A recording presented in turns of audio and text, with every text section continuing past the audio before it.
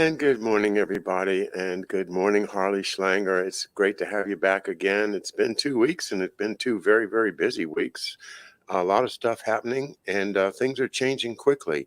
I understand you are focused on, well, let's talk about the COP. What is it, COP 26? 26. Yeah, COP 26. 26. I don't know what it stands for. I don't know either. It doesn't make a lot of sense to call something cop something if it's not about police. But what is it about? Well, actually, it is about police. They're talking about policing the world to make sure people don't create too much carbon. The Federal Reserve has set up a special unit to make sure that the loans that go out from banks don't go to corporations that are polluters. The International Monetary Fund is going to have an operation involved in checking to see if developing sector countries are violating their pledges. And one of the most interesting is the Defense Department put out a 29-page pamphlet on the most important threat facing the United States, climate change, and that the US Army is going to have to be prepared to deal with this. And what they mostly are talking about is preparing to fight wars in climates that are affected by rising sea levels, melting glaciers, tropical storms. It's a dystopian science fiction story, except it's real. This is what Lloyd Austin announced last week. So the COP26 has a side to it, which is going to be an enforcement side. There are a couple of institutions that have been set up under the direction of Mark Carney, the former director of the Bank of England. I'll find them in a moment, but they're basically called global banking financial networks and insurance networks that are going to be self-policing agencies to make sure that no credit goes to companies that have a carbon footprint, which includes utility companies. So here you have an irony, John: rising electricity prices, shortages, and these are being deliberately set up. The rising prices are based on the speculation on the stock markets for oil and natural gas, which are being funded by the central banks that are supposedly going to be part of the Great Reset. And then at the same time, they're restricting credit to companies that produce energy products. And when they do that, it makes energy less available, so the prices go up. So they're driving hyperinflation, both as part of the cure for energy consumption, and also to create an argument as to why you need a green policy. So it's one of these self-fulfilling prophecies that we're very much used to now in terms of controlling our lives. Self-fulfilling prophecies for them. Yeah.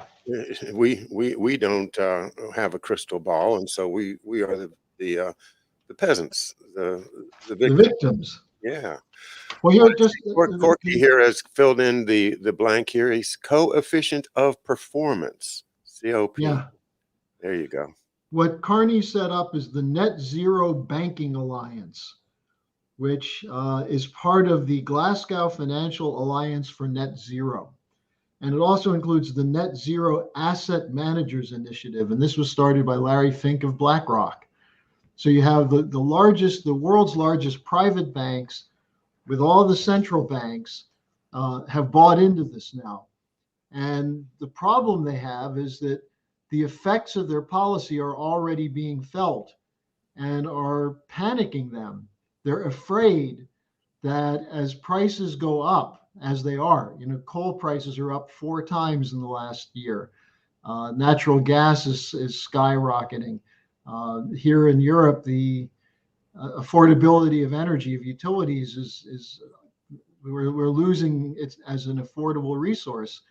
And they're afraid that because this is happening so quickly, it's going to dampen the enthusiasm for doing this later on as part of the climate change policy. So I think it's a good sign that they're panicked. There was the London Times editorial, is this going to sabotage COP26? The Economist had an article, the mouthpiece of the City of London, which was originally financed by the Rothschilds, What the Economist piece said is era of scarcity, get used to it. And the German government actually put out a video showing a family huddled around a flower pot with a candle in it, saying, you don't have to shiver in the dark this winter. This works. And you see a family wearing winter coats sitting around a flower pot, with hands on a flower pot with a candle in it. And Putin on RT did a mockery of this. He said, what, are we going back to the Stone Age? And he said, you don't want to buy oil and natural gas. You don't want nuclear. You don't want coal. What do you want? Timber? Well, come to us. We have the Siberian forests. No, they don't. They don't want us to have any energy at all. What is really? Are they just reacting to the stress on the financial system that has been created over the past 50 years or so that by their own policies and trying to, put bubble gum and chewing gum on the disasters that are ready to explode? Or is this a positive policy? Is this something where somebody back in the closed space of a secret society has decided, here's how we're going to win, and putting this policy into action as a positive, even though secret agenda? Well, it's a bit of both.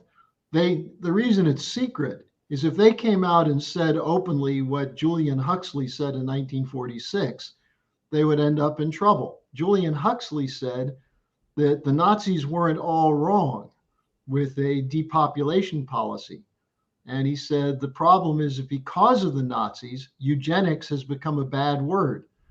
So right after World War II, there was a reset of how to push depopulation policies without sounding like the Nazis.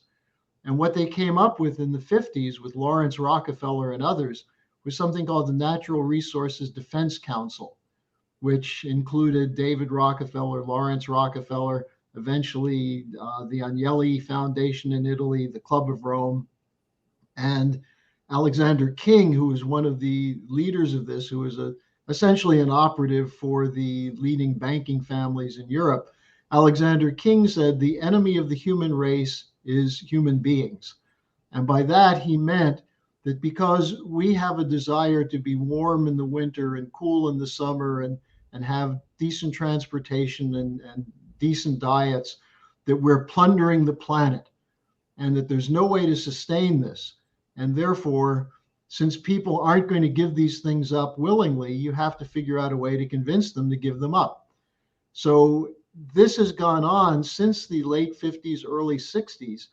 It jumped really ahead with the Rachel Carson book, The Silent Spring in 1963, with the Ehrlich book, The Population Bomb, which I think was 67. The Club of Rome report, The Limits to Growth. This was a report done by two MIT people who all they used computer modeling, all of which have turned out to be absolutely wrong in their predictions, completely wrong. I think one of them said that we would have global food shortages by the 1980s. So this is what you have with these networks that work for bankers, work for financial establishment, work for oligarchs. Now, what's their actual belief? Do they really believe there are too many people? Well, some of them do. Some of them seem to hate human beings. Some of them do think that because of their bloodlines that they're superior. Not surprisingly, this is how a lot of the aristocrats feel. There are others who have just been brainwashed into thinking that if you do a simple linear calculation of what exists as raw materials in the earth and how the population is growing, that pretty soon we're going to hit a limit. This is what Malthus said, the famous parson Thomas Malthus in the late 18th century, that population grows geometrically, food supply arithmetically. So periodically you're going to have a great kill-off. And this is where the idea of culling the herd. He was very much involved in the policy which became part of the Corn Laws, the tariff, which allowed the English to raise the prices for food so they would starve their own people. This is the Irish potato famine. They didn't just kill people in India and Africa, they killed Irishmen, as you well know, John. So they actually believed in the racial superiority of themselves. And not surprisingly, these are the people who were supporting Hitler in the 1930s. And after the exposure of Nazi genocide, it was realized by Huxley, who, by the way, he's the, I think the son or the grandson of Thomas Huxley, who was the popularizer of Darwin, the idea of it's a jungle out there, survival of the fittest, and so on. Julian Huxley, while his brother Aldous Huxley was in the United States spreading LSD culture and writing books like Brave New World about how you have to dope up workers in the future so they won't demand anything, Julius Huxley became the head of UNESCO. It was a key figure in setting up some of the United Nations agencies, which initially were population control. They incorporated things like Margaret Sanger, who initially, before she became popularized as the promoter of birth control, she was a eugenicist. She was saying there are too many dark-skinned people on the planet. So this is a belief, to go back to your question, this is a belief structure that some of these people have about their innate superiority. And in contrast, you have a bunch of poor young people who are coming into the college era in the 60s and 70s, which was chaotic. We had the Vietnam War in the United States. We had a series of shocks, the economic shock of 1971, and people were being told there are too many people on the planet. And look, I was subjected to this. I was a freshman in 1967 at the University of Wisconsin, and we had a lecture from Paul Ehrlich, and the auditorium was full. All freshmen had to go to this lecture. And what did he say? He said, look to your left, look to your right. One of the three of you is too many. How do we decide what to do? Now, what were we supposed to do? Strangle the person next to us or commit suicide? Well, now look at the effect this has had on a generation of the boomers and now the children and grandchildren of the boomers who are marching with Fridays for the Future, saying the world is going to end in 8 or 10 or 12 years because of old people consuming too much. And so what's the result of this? Let them die, kill them off, the right to die movement. So, and remember, Margaret Sanger, by the way, was a big promoter of abortion, one of the first promoters of abortion. Her idea was you have to have mass abortion for the non-white races. So you have a mixture of racism, ignorance, pessimism, and at the top is the Davos crowd. This is laid out in Schwab's book. I think, I don't know if I can find the quote, but Schwab said that unfortunately, it's our desire to have a better future, which is killing the future and killing our planet. So what happens when you tell 8, 9, 10, 11-year-olds that? You get them to go out and march on the Fridays for Future against their own future. And that's what COP26 is. It's these oligarchs. Carney works for Prince Charles.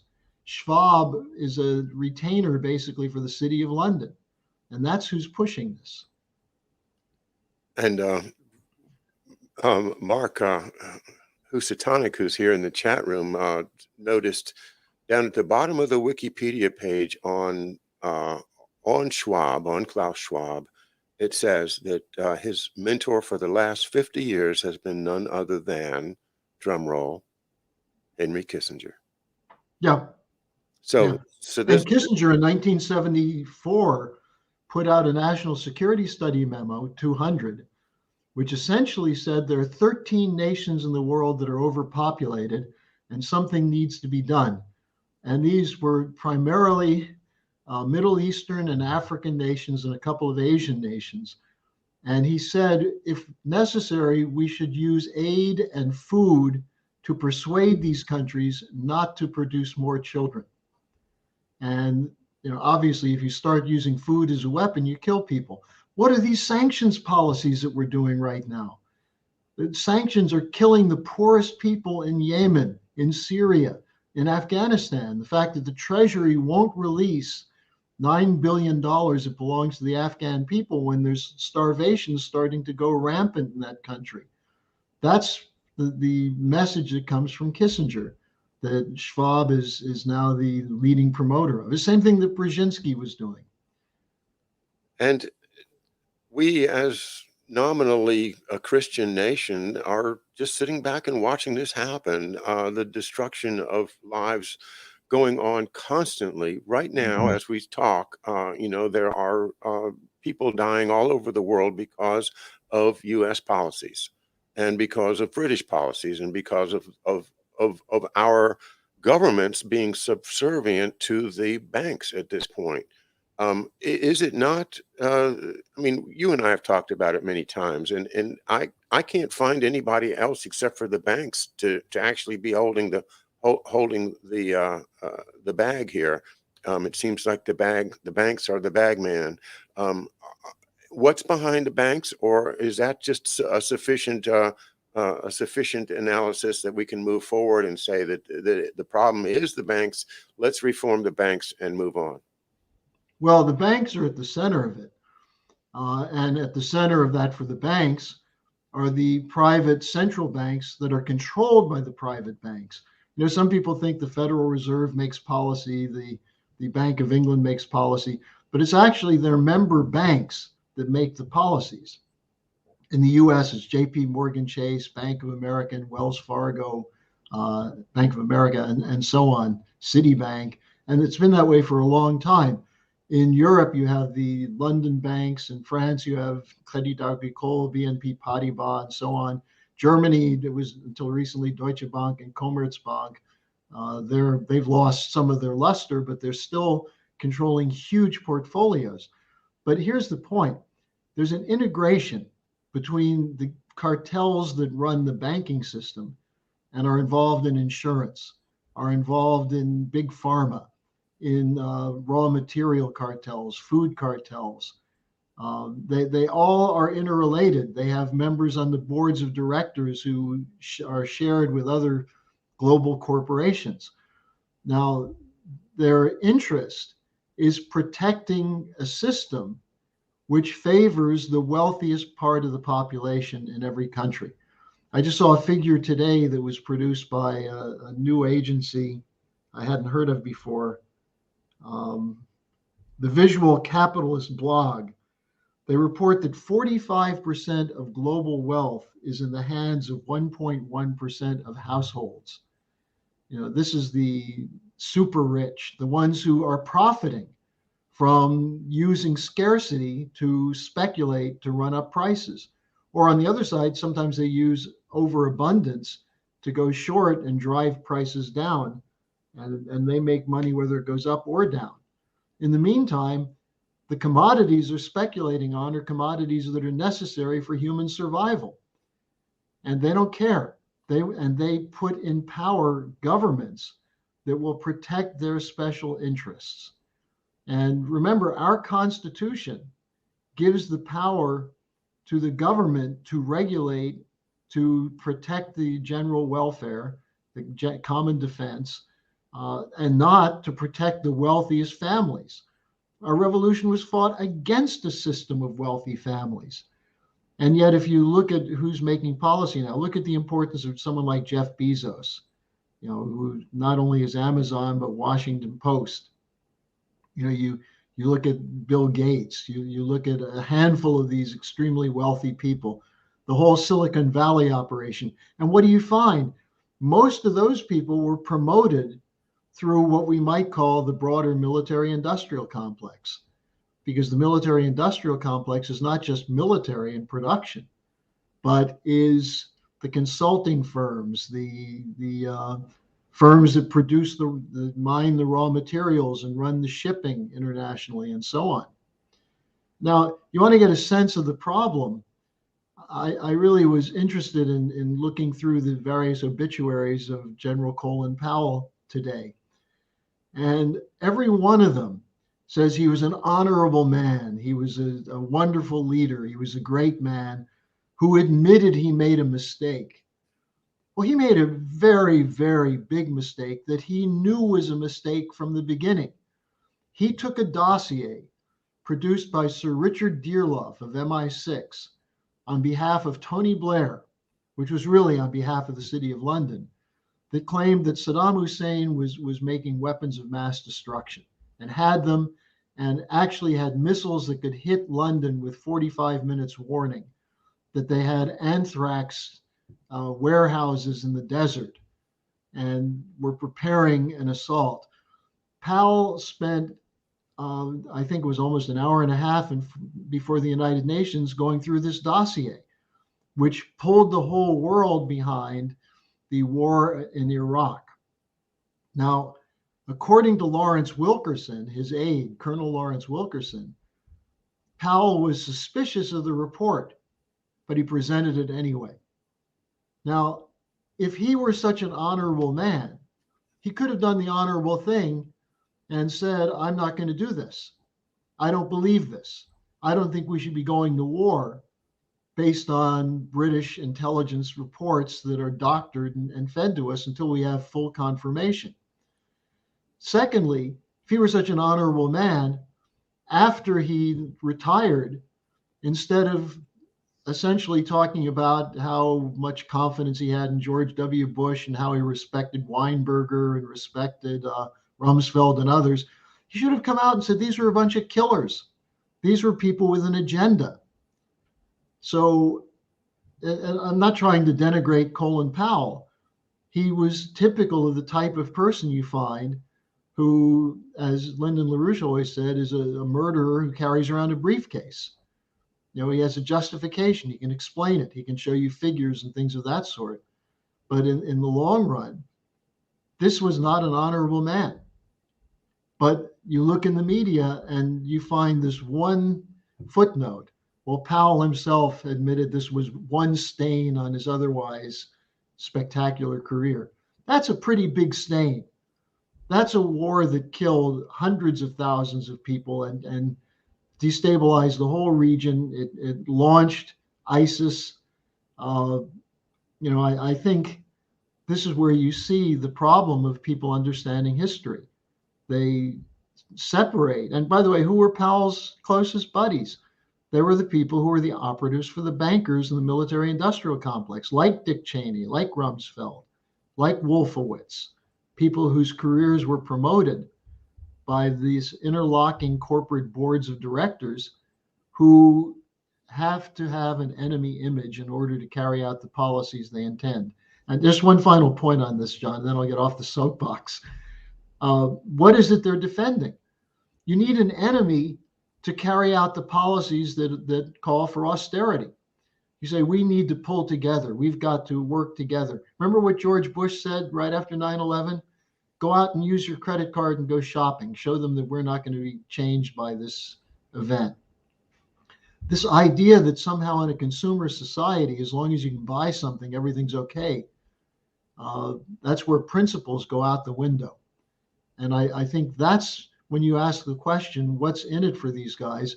Some of them are dedicated eugenicists. They actually believe they're inherently superior.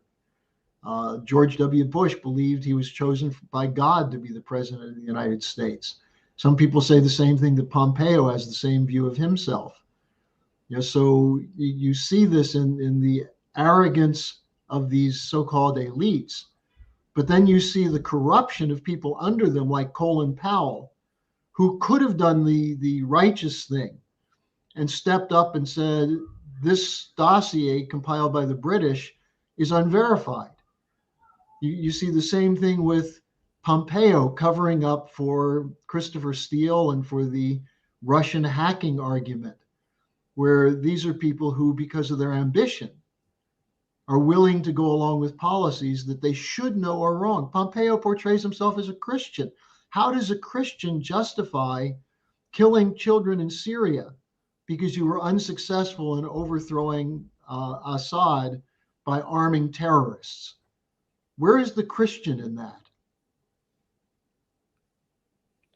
Exactly. Well, we can look at all kinds of flavors of Christianity and perhaps find some that fits in with that. Something along the lines of the Knights of Malta, maybe, or perhaps the Jesuits. Yeah. Two big themes come in when I listen to that excellent rant of yours. Uh, the first one is that yeah, this idea of eugenics being a good thing, that comes, as you say, and we study this, from Malthus and the British East India Company. It's a justification for the exploitation of everybody else in the world that's not just like you, or just like them, or that doesn't worship the royal family of England, or whatever. It is a justification. It is not a logical system, but it is a narrative. And this word narrative, I think, is very important, because Yeah. it's not just because Colin Powell wants to be rich, or wants to get another star on his collar, or personal greed. These things, I believe, are driven by an aberration of faith, an aberration within Christianity that is a result of historical factors that leave people in with the impression that there is overpopulation, that Mhm. it is the church's duty to preserve humanity as a whole. And to preserve humanity as a whole, well, how hard is it from there to rationalize that you've got to get rid of the inefficient part, the stuff that's keeping you back, the old people, or the sick and all. And I would say something else about that Nazi uh, policy of sterilization and eugenics that was begun by the Nazis as a result of the uh, Kaiser Wilhelm Institute and the Rockefeller Institution pushing that eugenics from Cold Spring Harbor into the minds of the German imperialists as a good idea. All that comes together, and that falls to me also as a case of the Jesuits imposing their view of history and their narrative on us, Mhm. because you have it within if you study, and I know that you probably have, and many people have looked. I can't speak for them. I don't know what the real bottom line truth is, but there's a lot of evidence that historically, starting with Ignatius of Loyola, that they developed their own morality based upon blind obedience to the superior general. And this is what Colin Powell represents to me. He's not somebody that says, I want to be rich and famous, so I'm going to hang around with Dick Cheney. To me, he's somebody that has fallen into this narrative in which a combination of religious faith and a sense of the world that's not real, a British Empire version of reality, which we all know is, well, those of us that have studied it know that it's a false model. But those that think that there's something great about monarchy, something great about the Queen Yeah. of England, how Queen Elizabeth, isn't she just this wonderful character in the front, a front person for our wonderful Western economy. That whole fallacy, it's all supported through this combination of faith and government that produce people like a Colin Powell who will supervise the bombing of poor people in Panama just to punish Noriega for not playing ball. Who will and I don't know exactly what his involvement is in the My massacre. Maybe you do, but people are reporting that he was involved in that somehow. And then you have Abu Ghraib, which I think was under his watch. Yeah. So Yeah. so these horrible things are covered over in all of these obituaries, calling him an honorable man. Brutus is an honorable man. Yeah. So Yeah, are they all honorable men? and so are they all honorable men. Nevertheless, they are anti-democratic. They are against the Constitution. They are against my Christian values, and they represent a type of government that is abhorrent to anybody that loves the United States as it was founded and as it should be today. So I will join you in the rant against the folks that wish to paint a narrative that excuses massive human rights and violations and genocide. These folks have taken over our government. They are supported by not just by their own individual greed or their own individual desires, but by a system that's existed for hundreds and hundreds of years that is creating a narrative that if they can just convince everybody to believe the narrative, then yeah, we'll all be happy. We'll all just, we won't own anything, but we'll be happy, to quote Klaus Yeah. Schwab. I can almost go along with that if it weren't for the incredible unfairness of it. I wouldn't being happy and not owning anything. Sure, yeah, just let me have whatever I want whenever I want it. but, Yeah. but that's not the plan, is it? I think that the plan really is. Well, John, let me Yeah. pick up a couple of the points you made. I just wanted to, this book, which you've recommended quite a bit, Yeah. on the Dulles brothers. I mean, Alan Dulles was openly working with the Nazis. And unfortunately, in this book, there's not enough coverage of what he did to reconstruct to protect the Nazi SS. But there was one definition that he gave in there, which I think gets at what we were just talking about. He talks about something called confirmation bias. And he says it's the tendency to reject discordant information. Now, this is exactly how these things work. You create a drumbeat or a narrative. Saddam has weapons of mass destruction. Saddam has connections to terrorism. You have all of these things that come out.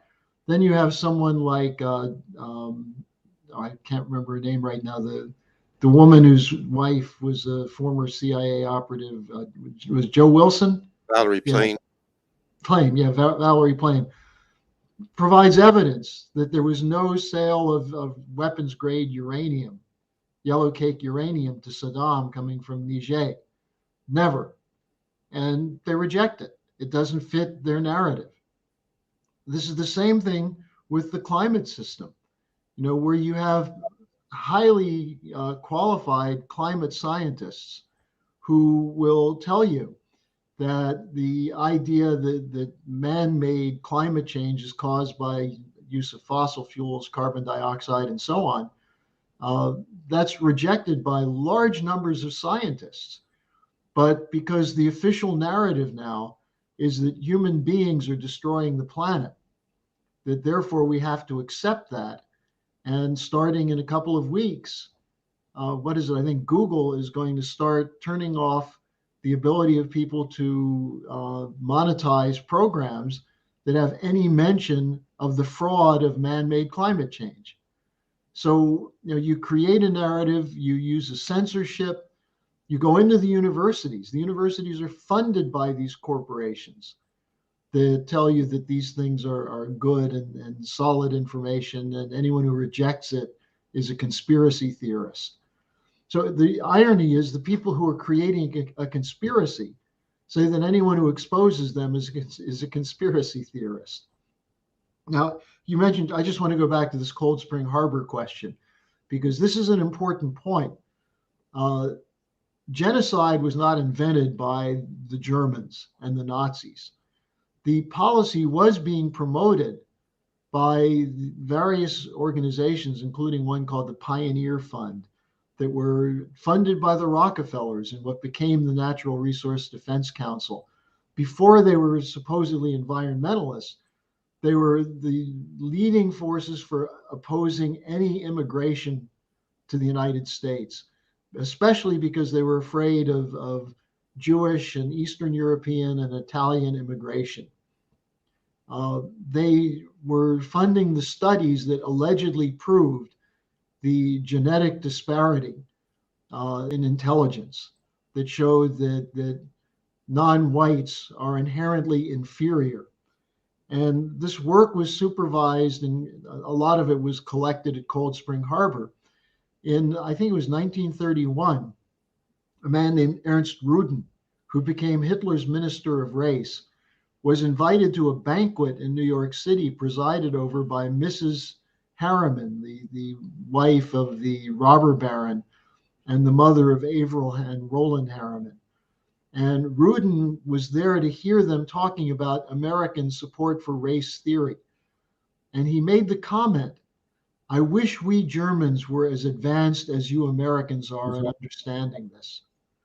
Now, that's what we're dealing with this eugenics policy. The elite were supporting this in the United States, and they saw in Germany an opportunity to run experiments with it. Not to mention that Germany fit in with their broader geopolitical concern, which is what happens if you have a Europe and a Eurasia alliance, if Russia and France and Germany become allied and link up with Japan and China. That's it for the British Empire. That's what British geopolitics is. And that's why we ended up in Afghanistan in the first place, because Brzezinski saw it as an opportunity to have payback to the Russians, since Afghanistan had a pro-Russian government in 1978-79. Brzezinski went in and stirred up the Islamic fundamentalists against the Russians. And the Russians then in December of 79 sent in troops. And the next 10 years or 8 years, the CIA was arming the networks that became the bin Laden networks of Al-Qaeda and the native Afghan networks that became the Taliban. Now, this was not uncommon. The British had been doing this for a long time in creating the Muslim Brotherhood, in supporting the creation of what became the Saudi Wahhabite religion. So they use these things. They use culture. They use religion. And in the United States, you see it in a slightly different way, where you have the pitting against each other on all sorts of issues, whether it's abortion, whether it's right to die, right to wear, or the mask mandates. You create polarization. So people end up fighting each other while the bigger picture is ignored. And the bigger picture right now, you can't ignore, because the hyperinflation is hitting every single home. Now, if you're rich enough that it doesn't bother you, that gas prices are up 50% in the last year, well, more power to you. But for most people, that becomes a crisis of whether you can get to work or not. And so these things are starting to come home. And instead of having people understand that this is a rigged crisis to push this depopulation policy, they're basically creating the narrative of climate change and so on. And that's why it's so important that we provide a soapbox for the real climate scientists who say that the main cause of this is solar radiation levels and the position of our solar system in the galaxy. So these are harder things to understand than car exhaust causes a cloud that traps the heat. But that's what Greta Thunberg understands. So they send out people like that, and if you criticize her, you're against little girls. Oh, I was grossed out this morning. I looked at my Twitter and somebody had posted a picture of her actually performing a song. I guess it's a cover song, and she looks a little older now and looks like she's maybe appealing to an older generation. But oh my, what a disaster for me to Yeah. think that people might actually follow that young lady. Oh, and let Who me has just she's been created for the exactly. purpose of leading this stuff. Tell us some more. I just wanted to come back to one other aspect of this Cold Spring Harbor network. Hmm. The actual genocide began with the slave labor camps that were set up. These were done under the auspices of the economics minister of Nazi Germany named Hjalmar Schacht, who was put into that position by Montague Norman, the head of the Bank of England, and the Harriman family, and backed by people like the Dulleses, because they knew Schacht was one who would impose neoliberal policies that would have to be imposed at the using jackboots and guns, because people wouldn't work for nothing. So they used initially political prisoners, dissidents. Then they started rounding up Jews, people who were political opposition figures and put them into these camps where they were working for less than 1,000 calories a day, working for Thyssen, Krupp, the armaments industry of Germany. And at a certain point, it became necessary to move this into a higher level. And at that point, you had the rounding up of the Jewish populations, not just of Germany, but of Eastern Europe. And at a certain point, they decided it was too costly to keep them alive in the camps, and they just started the mass killing. But the whole thing started as a slave labor austerity drive. And it was in 1938, there was the establishment at a place called the T4 program, the Tiergartenstrasse 4, an address in Berlin where there was a meeting where they discussed how you can start killing the so-called useless eaters. Start with the mentally defective people. Now, who is mentally defective? Someone who disagreed with the Nazi government. And this was the mass killing that comes out of this British eugenics policy. And I say British because before it was the Rockefellers and others, it was coming from, as you were pointing out, Malthus and the Darwin Huxley networks in the middle of the 19th century. One thing It's the T4 program. I'd like to put one little fine tuning onto what you just said. Yes, the favored people are those of white skin, such as the Harrimans and but also the Schiffs and the Lobes and the Jewish Yes, who were in their own mind, and I think probably in most people's minds, quote, assimilated, unquote, into the almost the nobility in Europe. And if you look at Herzl's first his work, where he basically says that there's two kinds of Jew. There's the Jew that are intellectual and fairly well off, and we work with the nobility of Europe, and we're integrated into the culture, and we're respected, and they love us, and this is typical. You can get a picture of say 1880, 1890, before there was the horrible persecution of Jews generally. You had the development, along with the banking and the Hofjuden, the court Jews and everything, but they were accepted as friends, brothers, etc., of the richer white people of Europe. That doesn't mean that all Jews were accepted, and it doesn't mean that all white people are going to be accepted. We have Edwin Black's wonderful book called "The War Against the Weak," in which he documents the scouring of the Appalachians and in Virginia by the Virginia authorities, looking for feeble-minded people that they could sterilize. And there's a place in Stanton, Virginia, where they did just that. They would just get people and convince them that, hey, you need to come in here, because they're not well educated. They're unsophisticated, and they would just go and do what they were told. And the doctor said, you need to have an operation. They had an operation. Boom.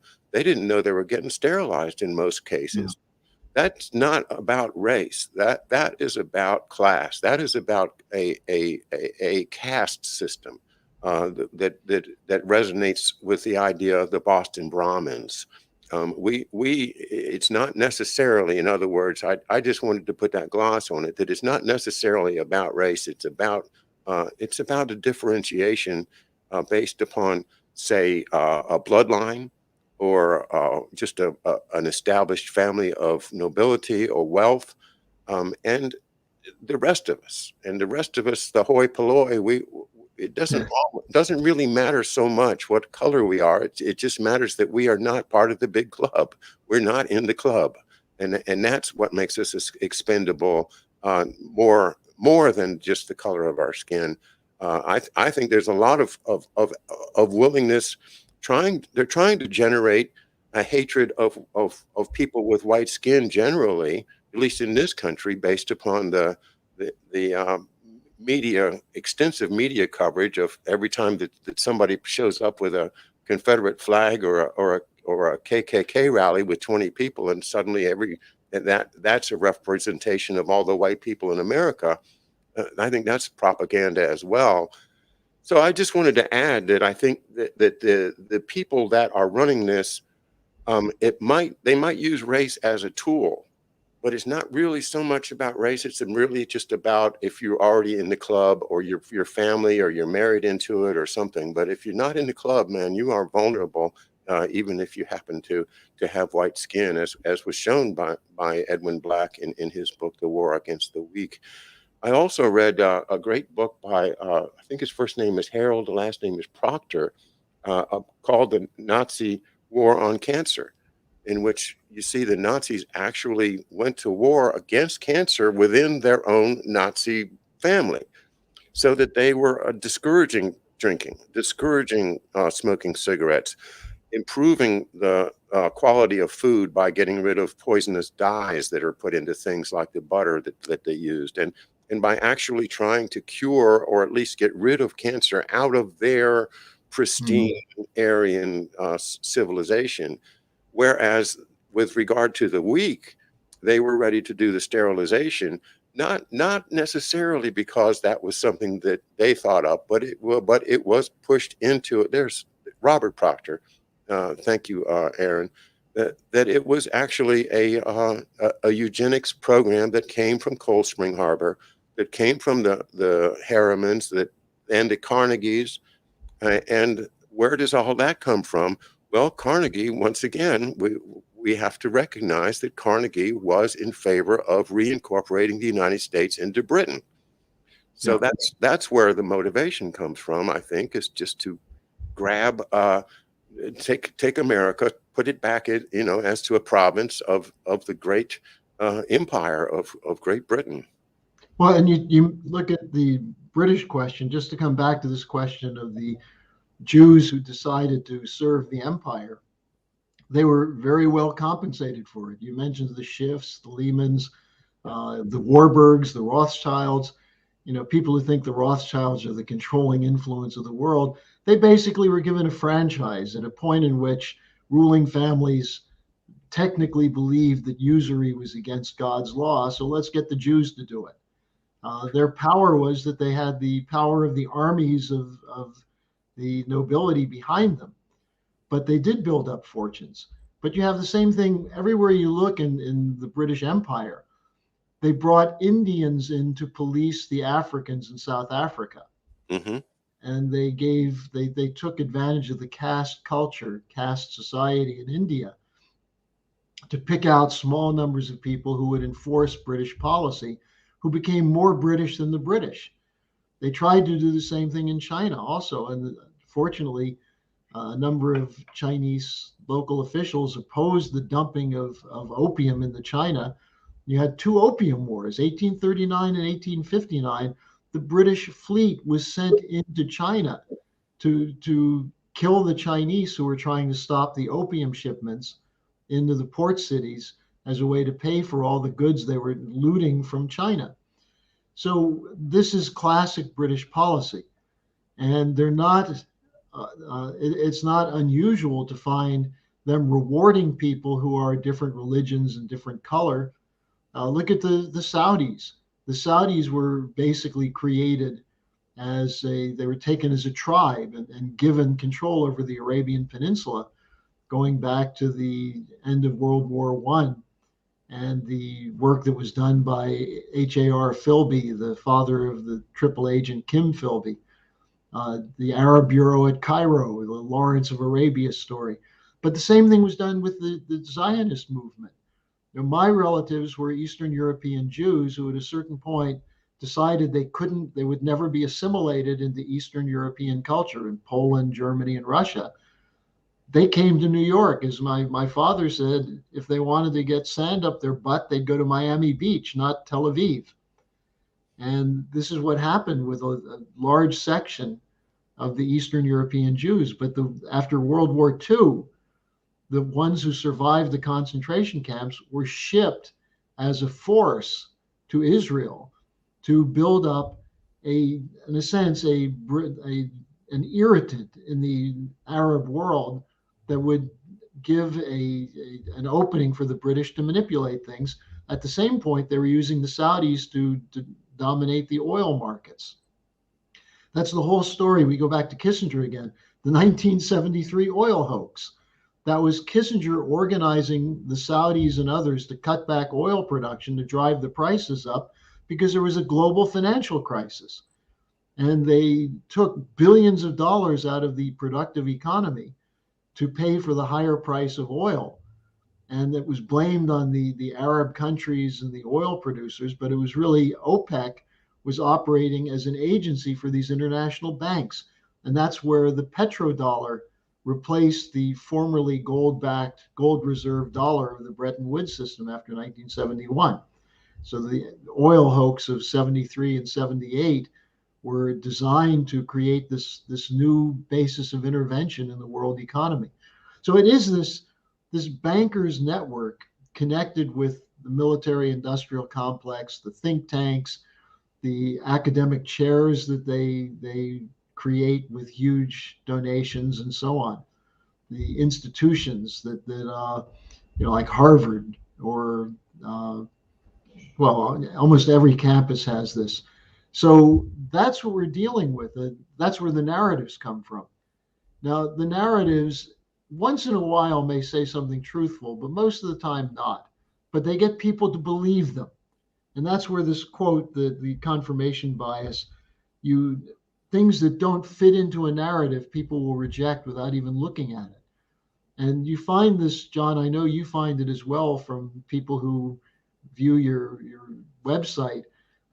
You have people who disagree without knowing the facts, but they have their own set of facts, which is contrary to what you have, and they can't listen. They don't listen. They don't want to be challenged. And our job is to figure out how to challenge people so that they'll look at their own axioms and not just act blindly. That's the reason I brought up the Colin Powell thing, is that there were some people, even some relatively decent people, who were saying things about Powell being a decent man, which I just had to react to, because it's not that I have any information about Colin Powell being a bad person. It's just that as a leading international figure, he allowed things to happen that should not have been allowed. And he didn't speak out. He was silent. And the fact that he felt bad about it, big deal. That doesn't clear the stain from his record.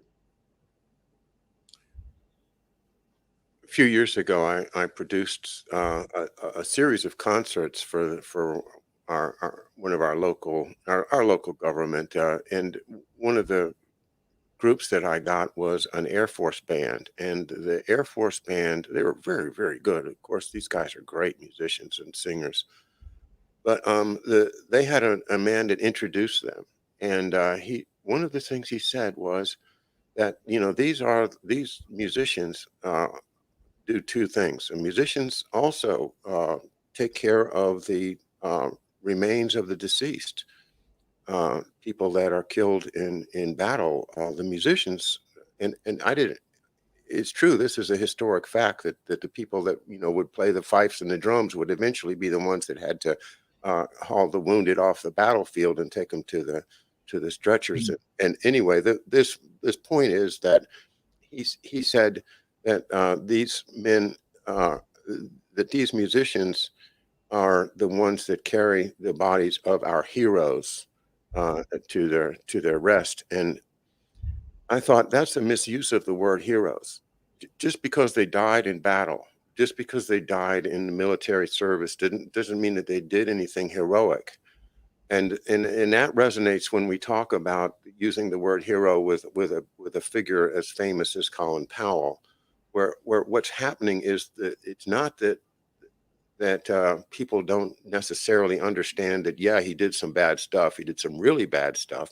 But what we're being taught is that you can be a hero just by doing what you're told.